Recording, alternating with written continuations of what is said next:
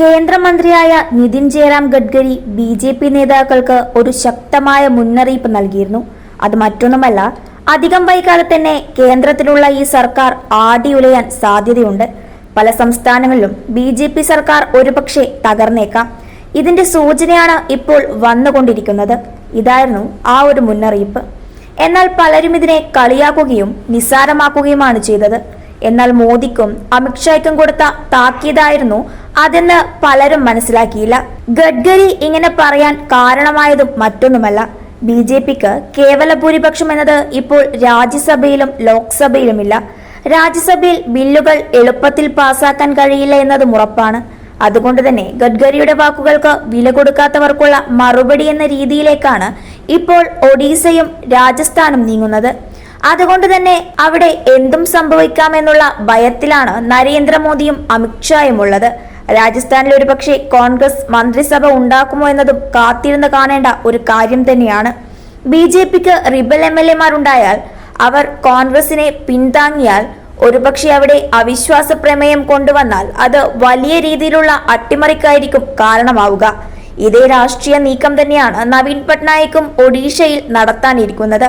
പക്ഷേ അത് എപ്പോൾ എങ്ങനെയെന്നുള്ളത് പറയാൻ കഴിയില്ല.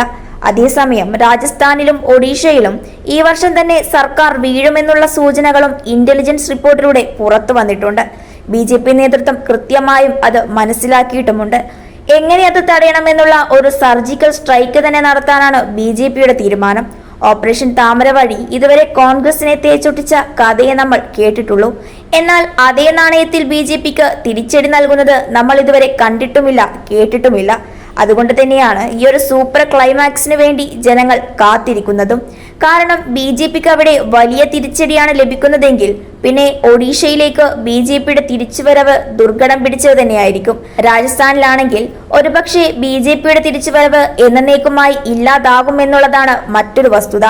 അങ്ങനെ സംഭവിച്ചാൽ ഈ രണ്ട് സംസ്ഥാനങ്ങളെക്കുറിച്ച് ബി.ജെ.പി. സ്വപ്നത്തിൽ പോലും ചിന്തിക്കേണ്ടി വരില്ല.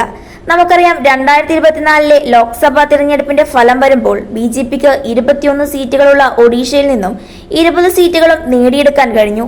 ഇപ്പോഴത്തെ വിദ്യാഭ്യാസ മന്ത്രിയായിട്ടുള്ള ഏറ്റവും പരാജയമെന്ന് കണക്കാക്കപ്പെടുന്ന ധർമ്മേന്ദ്ര പ്രധാൻ സമ്പത്പൂരിൽ നിന്നാണ് വിജയിച്ചത്. എല്ലാ രീതിയിലും തന്റെ വകുപ്പ് പരിപൂർണ പരാജയമാണെന്ന് തെളിയിച്ചുകൊണ്ടുള്ള ഭരണമാണ് ധർമ്മേന്ദ്ര പ്രധാൻ കാഴ്ചവെച്ചത്. ചോദ്യപേപ്പർ ചോർച്ചയുടെ ഒരു തുടർക്കഥ തന്നെയായിരുന്നു ഇക്കഴിഞ്ഞ മാസങ്ങളിലെല്ലാം നടന്നത്. മാത്രമല്ല, ഒട്ടുമിക്ക പ്രധാനമുള്ള പരീക്ഷകളെല്ലാം മാറ്റിവെച്ചുകൊണ്ട് ജനങ്ങളെ പമ്പര വിഡ്ഢികളാക്കിയുള്ള ഒരു ഭരണമാണ് ഇപ്പോൾ നടക്കുന്നത് എന്നും നിസ്സംശയം പറയാം. അതിനാൽ തന്നെ ഒഡീഷയിലും രാജസ്ഥാനിലും ബി.ജെ.പിയെ തള്ളി താഴെയിടാനുള്ള രാഷ്ട്രീയ നീക്കം തന്നെയാണ് നടക്കുന്നതും. ഈ രണ്ട് സാഹചര്യവും വിലയിരുത്താൻ ഉടനെ തന്നെ ഒരു അടിയന്തര യോഗം വിളിച്ചുകൂട്ടാനാണ് ബി.ജെ.പി. തീരുമാനിച്ചിട്ടുള്ളത്. എന്നാൽ നിലവിലെ സാഹചര്യത്തിൽ ബി.ജെ.പി. എന്തൊക്കെ ചെയ്തിട്ടും എത്രയൊക്കെ ചർച്ചകൾ നടത്തിയിട്ടും കാര്യമില്ല എന്നതാണ് യാഥാർത്ഥ്യം.